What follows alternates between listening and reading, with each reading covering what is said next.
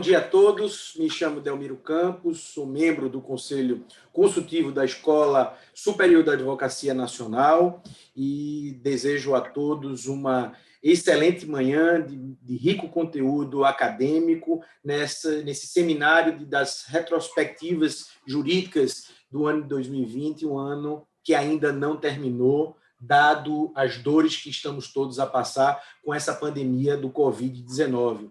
Teremos, nesse painel de Direito Penal, a honra de receber o professor César Bittencourt, advogado criminalista, doutor em Direito Penal pela Universidade de Sevilha, da Espanha, autor de 32 livros de Direito Penal, dentre os quais destacam o seu Tratado de Direito Penal, com 5 volumes, na 23ª edição, e o Tratado de Direito Penal Econômico, com 2 volumes e 1.700 páginas.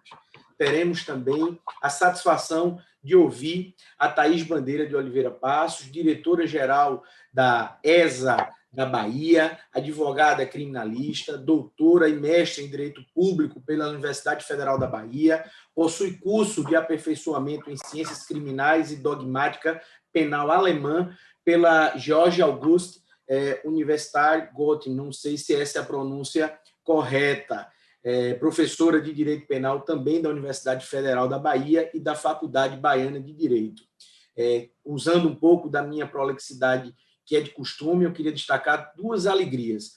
A primeira, de estar envolvido na moderação de um painel de Direito Penal, uma área que eu deliberadamente escolhi não atuar por um motivo muito singelo, porque sou filho de magistrado criminalista, de magistrado dedicado à área de Direito Penal.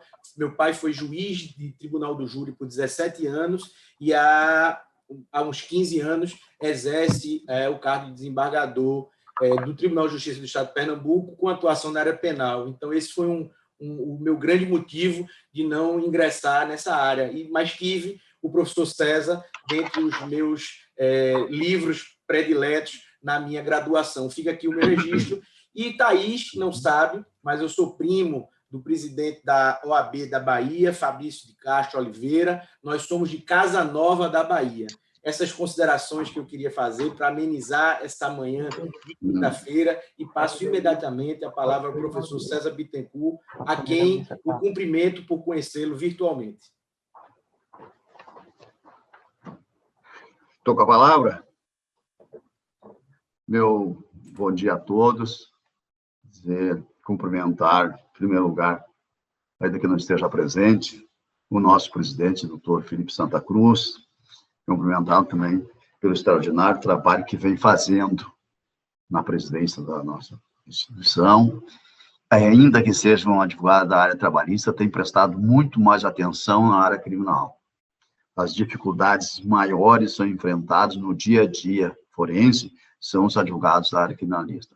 Talvez por isso o doutor Delmiro nem tenha querido atuar nessa área, porque é profundamente lamentável as circunstâncias como tem sido tratada a área criminal, a começar pelo Supremo Tribunal Federal. Todas as novidades, todas as regalias, todas as garantias que surgem no processo civil, na Constituição Federal, a primeira coisa que o Supremo e o STJ fazem é dizer não se aplica à área criminal. Aumento de prazo, etc.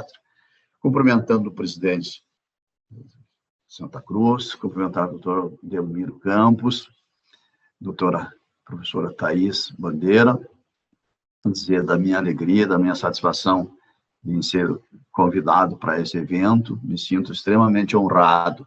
Cumprimentar a doutora Vanessa também, que não solta do nosso pé, sempre preocupada, atenta, querendo a melhor realização desses eventos culturais da ordem. É digno de elogio a ideia, a iniciativa de trazer um seminário desta ordem, exatamente para examinar a evolução, transformação, involução ou evolução da jurisprudência, da legislação específica. Eu, pessoalmente, tenho uma visão sempre crítica, mas o tempo é muito curto, muito pequeno, e eu gostaria de falar pelo menos de 3 coisas, que é bastante complicado. 10h39, meu horário aqui, para começar. Cumprimentar o professor Badaró, que virá depois, será uma honra muito grande, vou ficar assistindo, além de assistir a doutora Thaís, assim, para sempre um aprendizado e satisfação. Mas eu queria trazer, assim, 3 temas importantes, eu acho. Em primeiro lugar, eu vou falar sobre a inconstitucionalidade, rapidamente, do artigo 265 do Código de Processo Penal.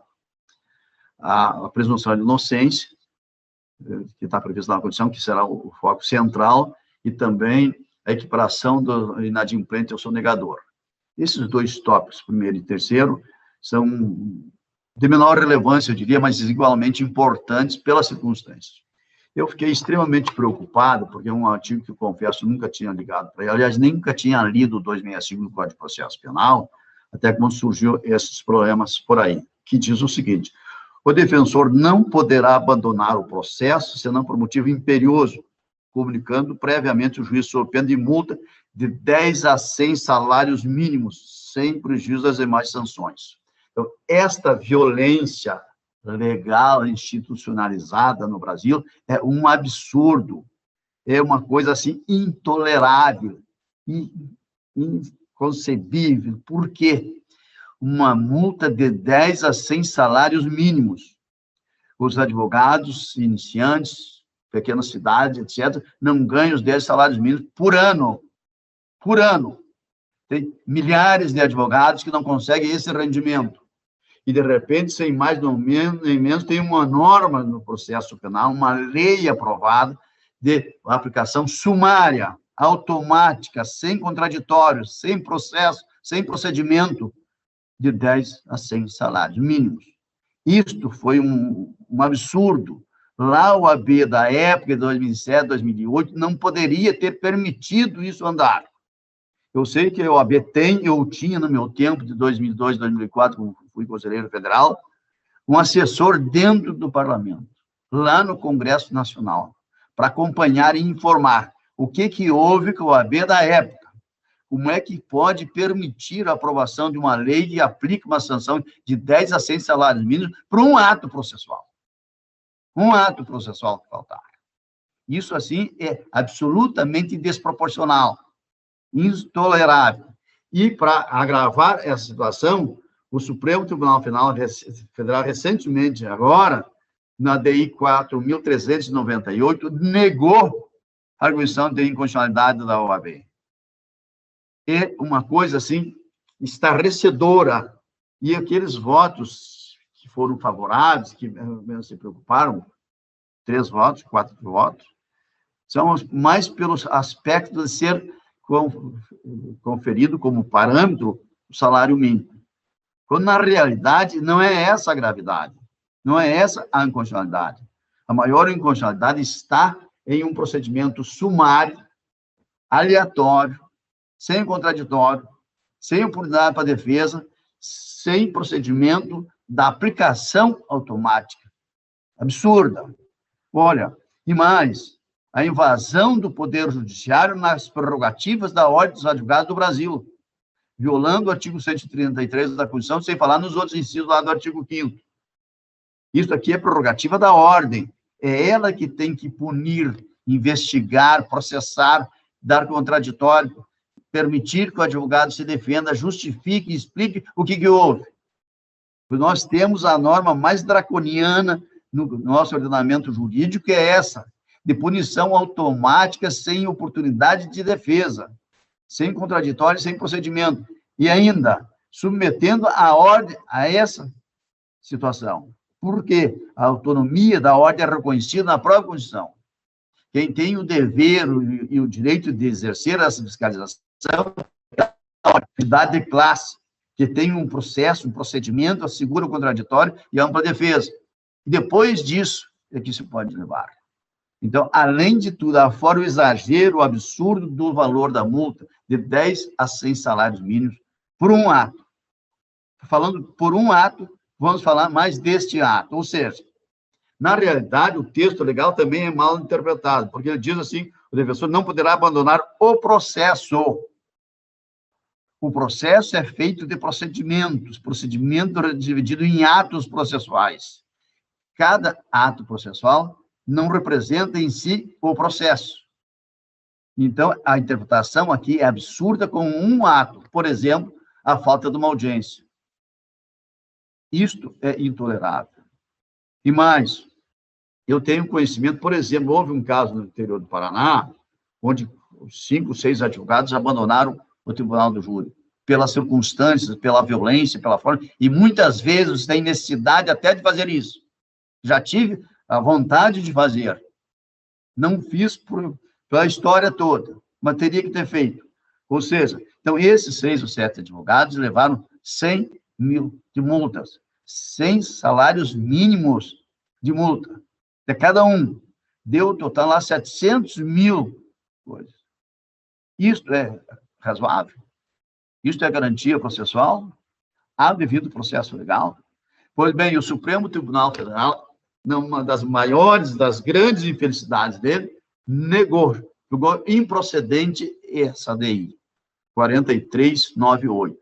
Então, eu sugiro, o Delmiro, que está na ordem, representando a ordem, levar o presidente, que pelo menos nós temos que ter urgentemente a elaboração de um novo projeto, de um texto, alterar esse texto legal. A OAB tem inúmeros advogados lá dentro, como parlamentares. Tem assessoria. É preciso elaborar um processo, um projeto de alteração desse artigo, de colocar, além da razoabilidade da punição, que não tem nada a ver com esse absurdo, ainda o procedimento e a competência, a atribuição da ordem dos advogados. Depois de feito o processo, o procedimento, mas demora. Tudo demora. O judiciário também não tem, não. A única coisa que não demora no judiciário é esse artigo. Então, a sugestão do novo projeto, assim, para trazer, no mínimo, da razoabilidade, uma garantia para os advogados. Tem muita gente que não ganha o mínimo previsto aqui. E confundir um ato processual com processo é intolerável. Então, esse despotismo, esses abusos que se tem aqui, é amparado num artigo que, além de tudo, é mal interpretado, interpretando o todo pela parte.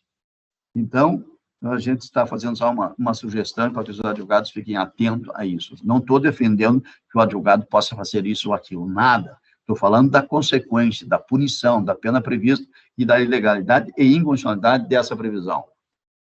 Então, rapidamente, só uma mensagem, uma crítica brutal, absurda do procedimento, da postura do Supremo Tribunal Federal. Não poderia ter feito isso. Houve falhas também no andamento desse processo. Então, a única forma de fazer essa correção, me parece que é fazer um projeto de lei e alterar essa redação. Tem um outro aspecto também, que eu devo examinar en passant, que se refere a uma decisão também muito equivocada, a meu juízo, que o Supremo Tribunal Federal está confundindo sonegador com inadimplente, ou inadimplente com sonegador. Ora, é preocupante na medida que o Supremo Tribunal Federal, de uns tempos para cá, começou a criminalizar, isto é, constituir crime não previsto em lei. Parece que a prepotência perdeu o limite, perdeu o bom senso. Ora, não é a primeira vez que o Supremo vem criminalizar aqui o inadimplente, porque já fez outros lá na homofobia. O Supremo Tribunal deve saber, tem presente, sabe disso, que não existe crime sem lei anterior que defina, nem pena sem prévia combinação legal. Desde quando esse princípio constitucional pode ser substituído por decisão do Supremo Tribunal Federal? Desde quando um poder que não é o legislativo, que é o específico, que tem a função e a finalidade de criar normas legais, pode ser substituído por uma decisão jurisprudencial? Naquele da homofobia, que uma das maiores infelicidades do Supremo Tribunal Federal foi equiparar a crime já previsto. Olha, você não equipara condutas, não equipara infrações penais, uma simples decisão judicial. Isto precisa de lei. Claro que somos contra a homofobia, que criticamos, que achamos um absurdo, que ela é criminosa, até entre aspas, que ela é inconstitucional, etc. Mas daí o Supremo Tribunal Federal próprio criminalizar, porque Congresso Nacional não realizou a sua função que deveria ter realizado, não justifica. O Supremo poderia e deveria fazer é dar um prazo para o Congresso Nacional se desincumbir desta função, realizar e encaminhar um projeto de lei para definir esta criminalização, mas jamais o próprio Supremo criminalizar a conduta sem lei anterior que defina. Pois algo parecido está acontecendo com a chamada criminalização do inadimplente. Por quê? Ora, o Supremo Tribunal Federal trouxe em decisões recentes, agora até no RHC, examinado nesses dias, transformando, ou melhor, equiparando o inadimplente com o sonegador. É uma coisa bem simplesinha, vou só para dar o recado aqui, que é preciso ficar atento, que ele passou a considerar que o inadimplente, que é dívida, que não paga, que declara, que não sonega, que não frauda, apenas não paga por várias razões, ou por qualquer razão, ou sem razão, isto não é crime. Inadimplência tem como consequência uma ação judicial, uma ação de cobrança, como sempre teve. E pode existir formas, fundamentos, causas, especificamente, para não realizar esse adimplemento. Sonegação é diferente. Na sonegação existe fraude. O contribuinte frauda o erário público, engana, esconde deliberadamente essa dívida. Então, isto é que constitui o crime tributário. A outra, a inadimplência, são circunstâncias várias que podem levar a isso. E é muito claro a legislação. Sonegação fraudulenta é crime. Inadimplência, não pagamento, seja qual o motivo for, é cobrança judicial, execução judicial. São coisas completamente diferentes. E mais, tudo bem que veio ali o Supremo e estabeleceu uma condição dizendo que o contribuinte que for contumaz e com dolo de apropriação constitui crime. Pois é essa contumácia, que não está definido o que é, do que ele interpreta, e a apropriação indevida, dolosa, para fins de sonegar, para fins de ludibriar, isto não está claro também na decisão. E mais do que isso, essa criminalização da inadimplência, exigindo, por exemplo, a contumácia ou a finalidade que seja uma estratégica da empresa, essa ideia do Supremo não é transferida para o Judiciário. O Supremo Tribunal Federal não influi nos poderes estaduais e federais, nos tribunais, na cabeça dos juízes. E, a partir daí, se passar a criminalizar tudo. E o Ministério Público virá com denúncias por qualquer inadimplência e, junto com essa inadimplência, junto com essa fiscalização, virão outros crimes, crimes organizados, etc. Porque daí, inclusive, a lavagem. Porque essa inadimplência de algum tempo, de alguns anos, enfim, repetidamente, esse dinheiro foi para onde? Então, é natural, já está havendo isso, está criando um grande problema no meio jurídico, no meio empresarial, no meio econômico, no meio produtivo. É preciso cuidado com esse tipo de coisa. Então, esse aspecto é preciso ser enfrentado. Sonegação é uma coisa, inadimplência é outra. Então, eu gostaria de falar sobre esses temas, mas o tempo não nos permite. Então, apenas levantando a ideia, essa preocupação que todos devemos ter. Mas o tema que o tempo não permite falar, mas que eu precisaria falar um pouco mais, é a respeito de uma questão que me parece mais séria, mais grave, mais urgente, que vem se repetindo, que é a presunção de inocência, que é assegurada na Constituição Federal, lá no inciso 57 do artigo 5º da nossa Constituição Federal. Foi isso que foi deliberado pelo Constituinte, preocupado em buscar com longos debates, pesquisas, investigações, reflexões, enfim, de assegurar a garantia do cidadão da presunção de inocência. Pois lá na Carta Cidadã de 1988 ficou estabelecido, então, que ninguém será considerado culpado até o trânsito julgado de sentença penal condenatória. Ora, para mim não existe nada mais claro que isso.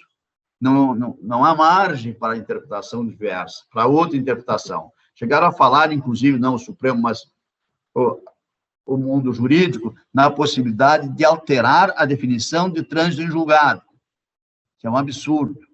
Que trânsito em julgado, todos nós aprendemos lá no início da faculdade. Tem um sentido, tem um significado, e é próprio. Quando não houver mais recursos, quando não couber mais recursos. Antes disso, não se pode falar em trânsito julgado. Pois bem, acontece que essa condição lá de 1988, assegurando a todo cidadão esse direito de se defender até o Supremo Tribunal Federal, foi reconhecido em 2009 pelo Supremo Tribunal Federal, no HC 84078. Aqui, nessa decisão, ficou claro, dizendo sim que era inconstitucional a execução antecipada da pena, nos termos previstos na Constituição. E isso nos deu a segurança, nos deu a tranquilidade a todo cidadão que tem o direito de recorrer, sendo possível, sendo fundamentado, até o trânsito julgado, que poderá acontecer só no Supremo Tribunal Federal. Ou seja, inviabilizando, impedindo, dificultando, dizendo mais do que isso, que é inconstitucional a execução antecipada da pena, isto é, antes do trânsito em julgado. Pois perdurou isso até 2016. Nessa oportunidade, em 2016, desafortunadamente, o Supremo Tribunal Federal, no habeas corpus 126.292, eu pego de 2016, porque era o final do ano, e está para cá, para nós, criando todo esse problema, embora não seja de 2020. Mas essa alteração, então, ali de 2016, com essa definição, se trouxe vários argumentos para solidificar, para mudar a interpretação da Constituição Federal. Embora o texto seja o mesmo, se criou algumas circunstâncias. Pois bem, então aí nessa decisão, muda a composição do Supremo, muda também a interpretação. Normalmente, sistematicamente, tem rebuscado, revolver essas decisões. Pois bem, então naquela oportunidade, por maioria simples, não me lembro se ficou 6-5, 7-4, por maioria, enfim, se determinou que haveria, sim, a possibilidade de execução da pena com a decisão confirmatória do segundo grau. Eu chamo a atenção, rapidamente, né, que esse aspecto o Supremo deixou como possibilidade. Quando se fala em possibilidade de execução com a confirmação da condenação em segundo grau, em segunda instância, significa dizer que ela tem que ser fundamentada, que ela tem que ser demonstrada, como sempre foi e sempre será a prisão preventiva, a prisão provisória. Você tem que fundamentar, trazer as razões. Isto é possibilidade, não obrigatoriedade. Pois bem, então, essa decisão do Supremo Tribunal Federal, por mais equivocada que estivesse, ela ainda disse que haveria a possibilidade, sim, do cumprimento da execução confirmada em segundo grau. Ora, da condenação. O que acontece? Quando o Supremo falou em possibilidade, deixou claro que qualquer delas que chegasse confirmada em segundo grau, teria que ser demonstrado essa necessidade da prisão.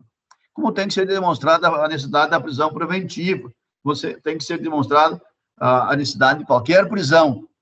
Infelizmente, isso virou regra, se passou por cima. Então, passou a ser automática. Confirmado em segundo grau, saiu o mandado de prisão. O Tribunal Federal da 4ª Região, lá de Porto Alegre, os 3 estados do Sul, foi mais longe ainda. Estabeleceu, criou uma súmula 122, dizendo que a prisão, quando fosse confirmada ali, era obrigatória e automática. Só obrigatória não é suficiente, tinha que ser automática. Só automática não era suficiente, tinha que ser obrigatória.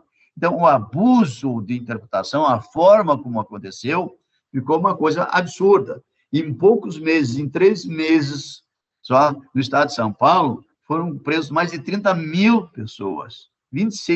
Mais de 26 mil e poucas pessoas em 3 meses. Então, e nada foi feito em termos de criação de vagas, de sistema penitenciário, etc. Ora, esse absurdo foi tamanho tanto, mas durou desde 2016 até outubro de 2019. quando no julgamento das ADCs 43, 44 e 54, o Supremo Tribunal revisou essa orientação. E essas ADCs arguiam a constitucionalidade do artigo 283 do CPP, que tem o mesmo significado, que não pode ser cumprida a pena antes do trânsito julgado. Ninguém será considerado culpado. Mesmo termo, forma igual. Ou seja, declarando constitucionalidade desse artigo, significa dizer que ela só poderá ser cumprida, executada, depois do trânsito julgado, de acordo com o inciso 57 do artigo 5º da Constituição Federal.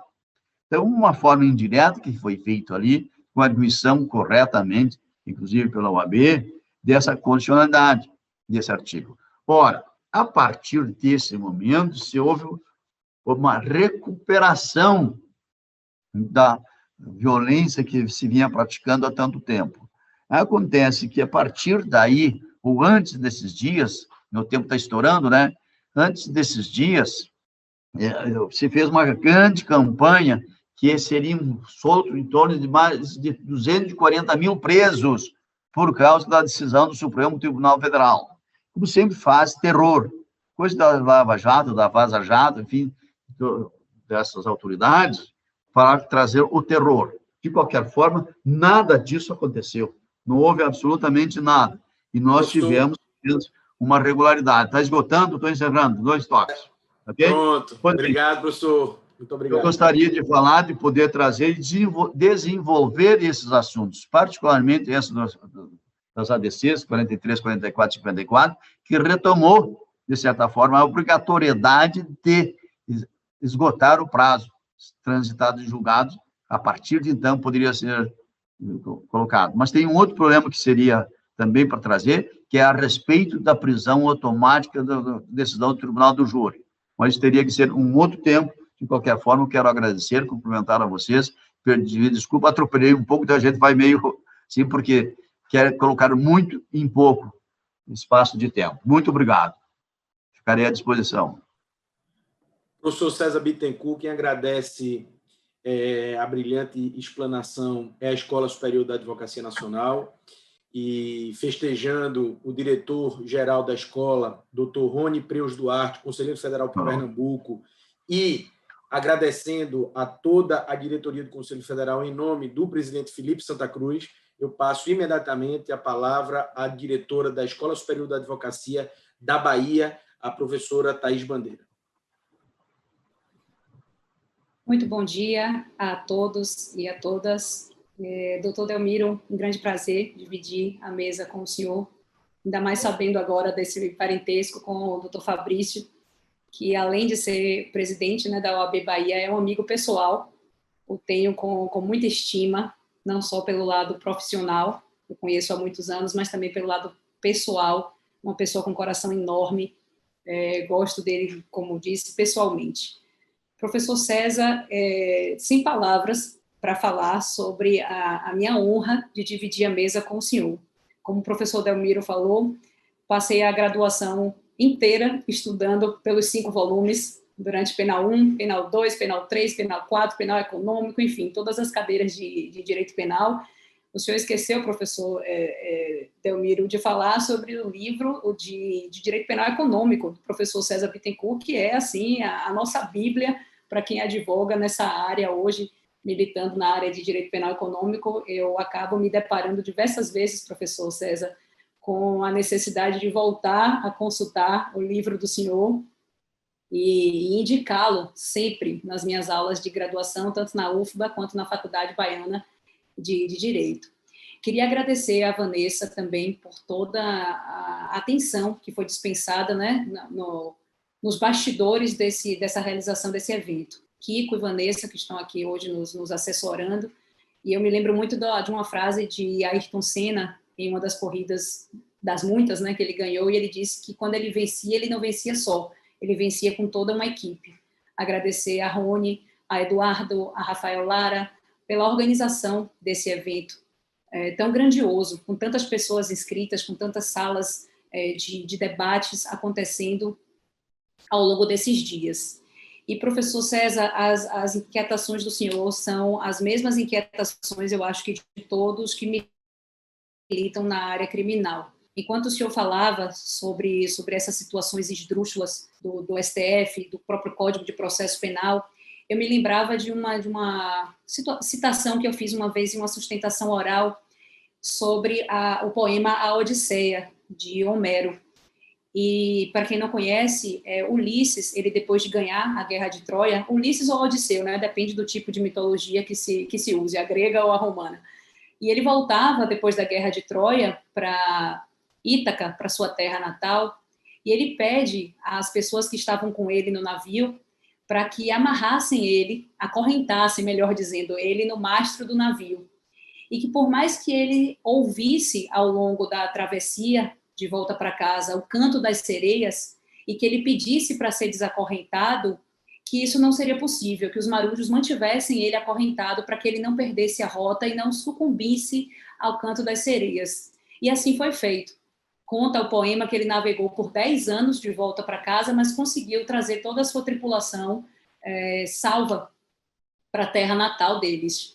E eu acho que o processo penal e o direito penal, eles deveriam estar acorrentados na Constituição Federal e não poderiam ser desacorrentados nem desamarrados sob hipótese nenhuma.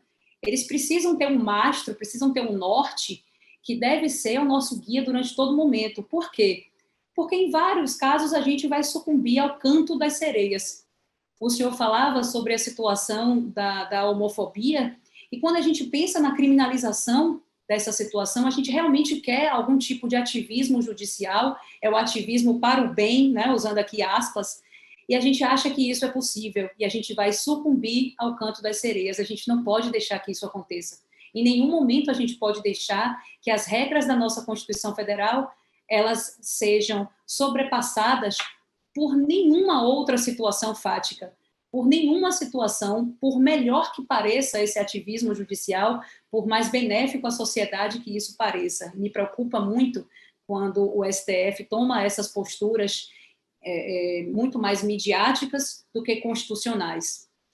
Mas a minha proposta hoje, como eu sei que o tempo é curto, é falar um pouquinho sobre os desafios da advocacia criminal que a gente vem enfrentando ao longo dessa pandemia. Eu tenho certeza, doutor Delmiro, que o seu pai, não sei se já se aposentou, mas se estiver na magistratura, também tem enfrentado alguns desses pontos que eu vou selecionar aqui para falar. São apenas alguns pontos sobre a advocacia criminal ou sobre toda a atuação criminal em tempos de pandemia.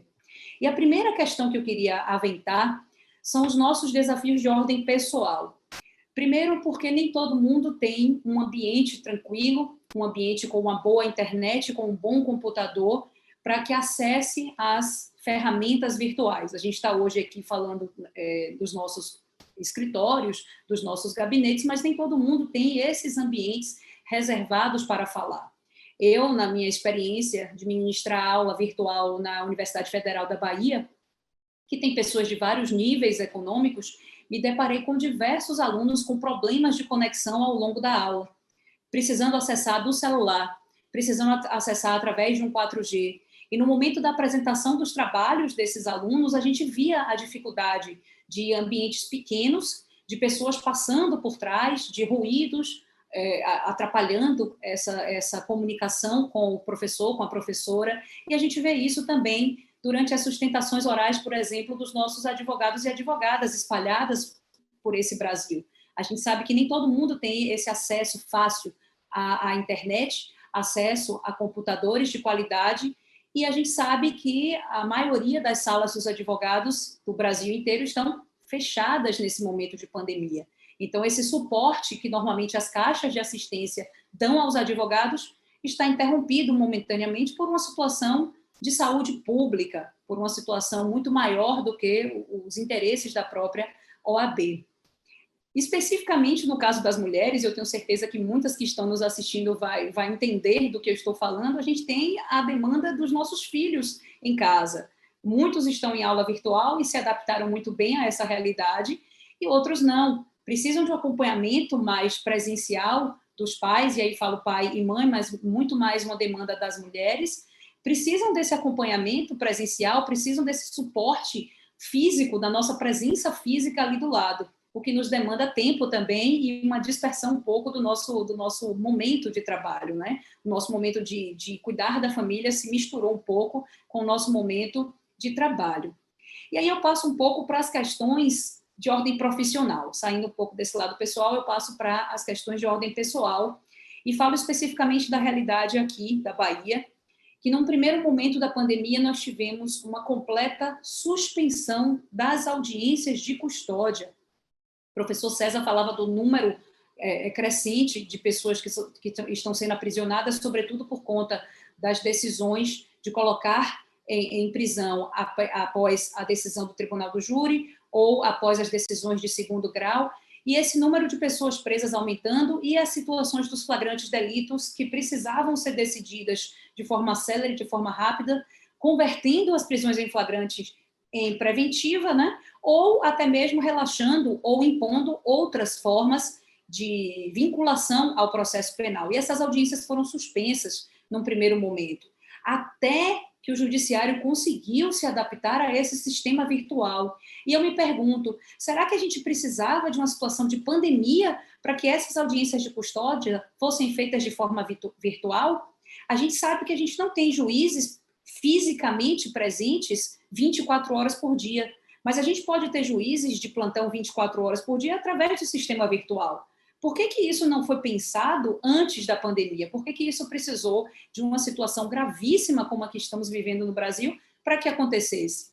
Depois da retomada das audiências de custódia de forma virtual, a situação se normaliza, pelo menos aqui no estado da Bahia se normaliza, e eu creio que essa é uma realidade que não vai voltar atrás. A gente não vai voltar a ter audiências físicas nesse primeiro momento do flagrante delito. A gente pode dar uma celeridade muito maior para essas situações se a gente fizer todas elas de momento imediato, mas da forma virtual. Eu acho que a gente conseguiu, nesse sentido, e aí me permitam a expressão mais popular, fazer do limão a limonada. A gente conseguiu fazer algo que no primeiro momento foi um caos, a gente conseguiu transformar em algo positivo. Assim como aqui na Bahia, a Justiça Federal ainda tinha processos físicos na seara criminal e aproveitou, e aí usando aspas novamente, né? Aproveitou o ano de 2020 para digitalizar esses autos e hoje quase tudo é PJE. Então percebam que a gente precisou, mais uma vez, de uma situação pandêmica para que a gente tomasse uma postura de virtualizar autos que eram físicos. A gente precisava de uma cópia na Justiça Federal, tinha que mandar fisicamente alguém até lá para poder xerocopiar os autos e trazer para o escritório. A gente digitalizava essa cópia, falo da minha realidade, digitalizava a cópia e a cópia física era inutilizada. A gente chegou a ponto de comprar um tablet para fazer o scanner, né, para poder já colocar no sistema do escritório, sem precisar passar por essa saga de processos físicos, de papel. E aí, falando em processos físicos, a gente tem uma realidade específica para a seara criminal, que é a realidade das delegacias. As delegacias ainda trabalham com inquéritos policiais de maneira física. E tivemos um problema muito sério nesse período de pandemia, sobretudo com os casos de violência doméstica e familiar contra a mulher.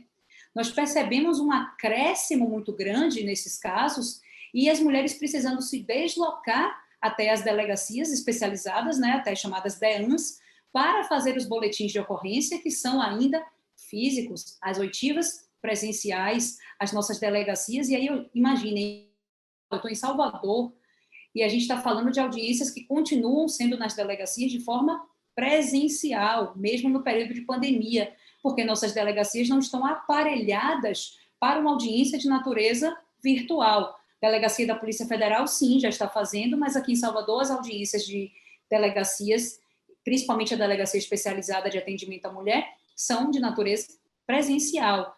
E a gente estava numa situação em que as pessoas estavam em casa, a gente viu o número de violência contra a mulher crescer de forma vertiginosa, diversas campanhas, inclusive farmácias de todo o Brasil, fazendo as campanhas para que as mulheres marcassem as mãos e pudessem ali, naquele momento, fazer uma denúncia, não na delegacia, mas na farmácia, mostrando que estavam em situação de violência doméstica e familiar e não precisassem se deslocar até as delegacias. Mulheres mandando bilhetes para o vizinho, jogando pela janela, toalhas com pedido de SOS, e a gente precisando virtualizar esse formato de denúncia, virtualizar essa comunicação com as delegacias especializadas. Mas um problema da pandemia que em muitos estados já foi solucionado, as delegacias já implementaram essas possibilidades de comunicação virtual. Eu acho também que esse é o momento da pandemia de repensar esse formato. Outro problema seríssimo que enfrentamos na seara criminal foi a suspensão do direito de visita no sistema prisional. E vejam, gente, é claro que a gente está falando aí de uma situação para preservação, né, do contato com o mundo exterior, para preservação dos presos, do contato até com o coronavírus, o que não impediu que isso acontecesse. Eu acabei de receber aqui no grupo do Instituto Baiano de Direito Processual Penal, no grupo do WhatsApp, uma comunicação de que a penitenciária de Jequié está com um surto de Covid altíssimo. Mas, no primeiro momento, houve essa suspensão da comunicação com o ambiente externo, com essa justificativa, mas não se pensou em uma comunicação virtual dos presos com suas famílias. Não se pensou em nenhum outro formato para que eles tivessem notícias do mundo exterior, assim como o mundo exterior tivesse notícias de quem estava lá dentro. E é claro que isso, gente, essa impossibilidade de comunicação gera para ambos os lados, para quem está de fora e para quem está de dentro, uma situação de ansiedade muito grande.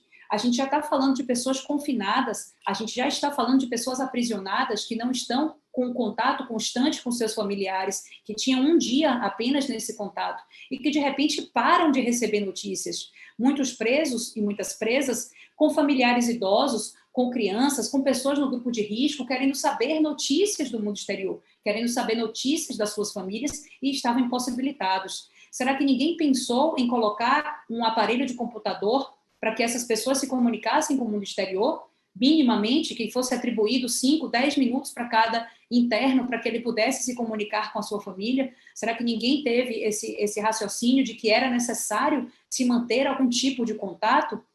Porque a gente está falando em situação de 8 ou 80. Ou existe uma enxurrada de pessoas entrando no sistema prisional e com a possibilidade de trazer o vírus, ou não existe nenhum tipo de comunicação? Será que a gente não podia flexibilizar e fazer isso de maneira virtual? Em algumas unidades prisionais aqui na Bahia, isso foi feito, mas foi feito apenas pela sensibilidade, só posso usar essa palavra, dos diretores, que conseguiram aparelhos ainda que remotos, né, bem antigos, bem ultrapassados, mas algum tipo de comunicação para que essas pessoas pudessem efetivamente falar com seus familiares e saber da situação de saúde, inclusive, dos mesmos. Isso não impediu, mais uma vez, que em algumas unidades que já voltaram a ter o atendimento, a gente ter os surtos de situações de Covid dentro do sistema prisional. E a gente sabe que pela superlotação, pela grande quantidade de pessoas dentro da cela, a forma de se alastrar é muito rápido. Quando as pessoas apresentam sintomas, já estão com 3, 4 dias de incidência viral, e isso, obviamente, já se alastrou para uma unidade, para um pavilhão, muito complicado de se conter tudo isso durante esse período de pandemia. E a gente volta a falar um pouco das audiências virtuais, e eu tive contato com muitos jovens advogados e advogadas nesse período, que pediram para a gente, na Escola Superior da Advocacia, alguns cursos de oratória e alguns cursos de sustentação oral de maneira virtual. Gente, veja, no primeiro momento eu até cheguei a comentar com esses advogados e advogadas, eu fiz várias aberturas desses cursos, sobre a tranquilidade de você estar num ambiente seu. Eu estou aqui, por exemplo, na minha casa agora, no meu escritório, mas dentro da minha casa, então, querendo ou não, eu estou num ambiente que para mim é familiar, um ambiente que para mim é confortável. Mas esses advogados e advogadas jovens começaram a me retratar uma outra realidade e que realmente eu parei para me dar conta de que isso estava acontecendo. As audiências, elas são gravadas. E qualquer deslize que aconteça, e aí já falo não só dos advogados e advogadas, mas de magistrados, desembargadores, membros do Ministério Público, qualquer deslize que acontecia naquele momento era gravado e espalhado por redes sociais. Quantos e quantas advogados e advogadas nós já vimos em situação de ridicularização da nossa profissão, virando memes em redes sociais, memes em WhatsApp, porque fizeram a sustentação oral num ambiente que atrás havia uma rede. Não sei se vocês chegaram a ver isso, um advogado estava sentado na rede, afirmou que tinha problema de coluna e que estava aguardando há horas para que o seu processo fosse chamado, ele precisou deitar para ficar mais confortável. Aqui na Bahia teve uma situação de uma advogada que, ao fazer a sustentação oral, ela recitou uma música de carnaval, falando sobre a demora do processo, e ela virou também um meme jurídico, ela virou uma chacota nacional. Então, os advogados jovens e as advogadas jovens começaram a ter medo de estar nesses ambientes virtuais exatamente por conta dessa possibilidade de ridicularização da nossa profissão. Todas as vezes que alguém posta nos grupos de WhatsApp esses memes jurídicos com situações vexatórias para os nossos colegas, eu pontuo: gente, não façam isso. Nós estamos menoscabando a nossa profissão. Nós não sabemos o que passa com esse colega que precisou estar dentro do carro no momento da sustentação oral. Outro dia eu precisei fazer uma reunião virtual dentro do carro. A minha casa estava sem energia, meu celular começou a acabar a bateria e eu não tinha onde carregar. Eu precisei ir para o carro, ligar o carro, conectar o celular para que não acabasse a energia e eu pudesse manter a minha reunião virtual. Então, a gente não sabe por que passa o outro. E o momento de empatia, que deveria ser grande no momento em que estamos todos no mesmo barco, né, entre aspas, não acontece. Existem muitas situações de ridicularização da profissão. E quantas situações nós já vimos também de cassação da palavra dos advogados e advogadas que estão ali fazendo as suas sustentações orais. Para hoje, você calar a advocacia, basta você apertar o botão do mute nas audiências pelo Zoom. E quanto isso fere as nossas prerrogativas, o quanto isso precisa ser combatido. Nós temos recebido aqui na Comissão de Prerrogativas da OAB da Bahia diversos casos e diversas gravações dessas audiências em que a palavra dos advogados e advogadas está sendo cassada através desse botão de silenciar. E a advocacia ela não pode ser silenciada. A advocacia ela precisa continuar sempre no combate efetivo a todas as situações de desmandos e de injustiças, e que isso fique sempre como lição para que a gente não reproduza essas situações vexatórias que têm acontecido com os nossos colegas. E aí não falo apenas com os colegas da advocacia, mas com a magistratura, com o próprio Ministério Público, que exista, mesmo que no ambiente virtual, um ambiente de respeito, um ambiente que exista uma respeitabilidade mútua e que isso não seja descumprido.